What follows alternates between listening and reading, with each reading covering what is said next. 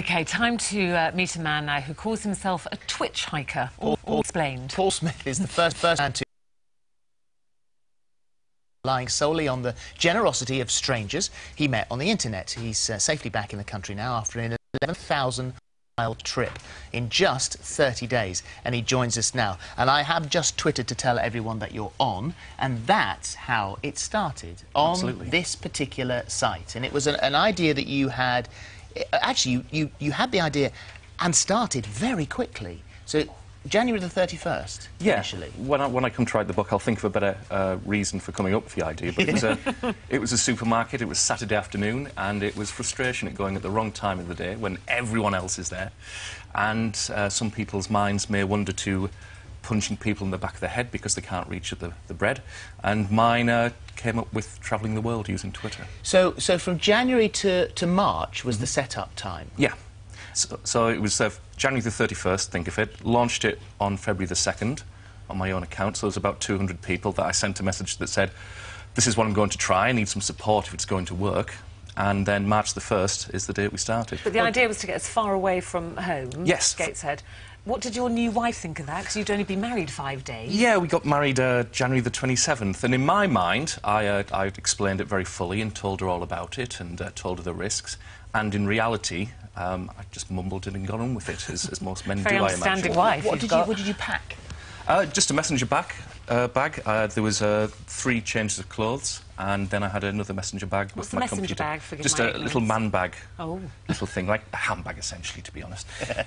So 3 changes of clothes, which I ended up leaving pretty much around the world at regular intervals in various hotels and hostels.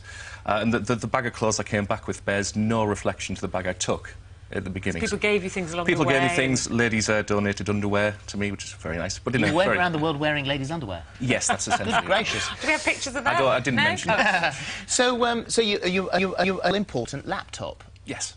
Because you had to keep in touch. The site revolves around followers, people following each other, informing in just 140 characters what you're doing, what you're up to. You can ask questions, you know, you can get followed by people who think you're interesting, you can get left by people who don't think you're interesting. 140 characters, what, like 3 sentences or something? Yeah, that's all. That's all it is. And then and then you've got to do it again because it's too long. Okay. So that's all you're allowed. But so in that 140 characters, and also with the generosity of strangers, where was your first port of call? The first place I got to was Amsterdam. A person in Newcastle gave me a ferry ticket, so I took the ferry to Amsterdam, and then a series of trains around Europe until a businessman in, I think, the Midlands gave me a flight to New York. And how did people know what it was that you were doing? Just word of mouth? Mostly, I set up a blog. The blog explained what the project was. It set up the rules. There's 5 rules to it, and 3 important ones were that all the help has to come off Twitter users. I couldn't arrange anything more than 3 days in advance regarding my travel, so there's always an element of what happens next. And I couldn't stay anywhere longer than 2 days. And if I did stay anywhere longer than 2 days, then I had to finish. Were you ever worried? Because, I mean, you're going to stay in the homes of complete strangers, which is something we're always warned against, doing anything with strangers. So, yeah, you know, you were relying on people's humanity, their generosity, their honesty. I think maybe going into it, I was a little naive, but I expected it to go wrong at some point, and horribly wrong, but it didn't. It just kept getting better. The experience was brilliant from start to finish. And so you ended up saying, when you finally got to the States and you're travelling through America, you left it up to everyone to decide whether or not you were allowed to take a plane or whether you took an 11-hour bus journey. Yeah, one thing I said is that if we're testing the generosity of strangers, then I can't just take... I got offered flights when I got to New York to LA, and I thought, well, that's cheating. You're cutting out 3,000 miles of users there and generosity. So at one point I got to Chicago and someone had offered me a plane to Dallas. And I said, well, this is pointless. Well, I could just fly across the States. That's no fun. So if someone comes up with another offer, I'll let everybody else choose. There was, at that point, 7,000 people. And I got offered one other thing, which was an 11-hour bus ride to Kansas, in the middle of nowhere.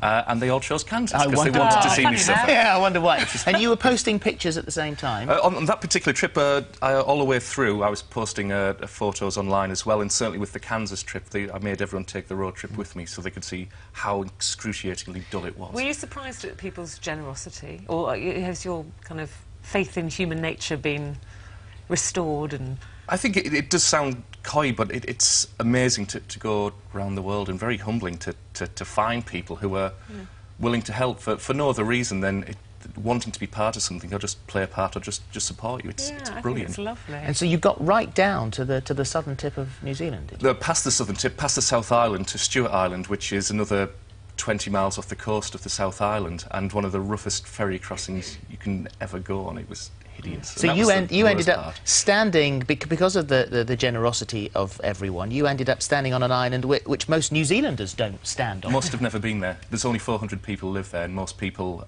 in New Zealand have never got to it. Did you ever worry you wouldn't get home? No, that was. I'd never actually considered that before I set off. If it came down to anything, it would be a credit card, and off I went. And in the air, it was Air New Zealand who gave me a flight back, so that was never a worry. Well, we're very glad to see you home, safe and you. sound. And Pleased to be yeah, the here. power of Twitter, eh? And there's going to be a book, is there? I'm going to write a book because there's so much that didn't go into it. There's a lot of things that happened that I didn't get to write about while I was on the road. Yeah. Of time to. Would you do it again? It depends if the wife's watching. Absolutely not. I would never consider it, but I do miss it. I do miss it. Would your wife like to perhaps go with you? No, I wouldn't have thought so in the slightest. Thank you very much indeed for coming in today. We'll look Yeah. forward to the book. Thank you very much. And you need to tell me who you are so I can follow you. Excellent. Good. Still, who are you, by the way? Paul _A_Smith.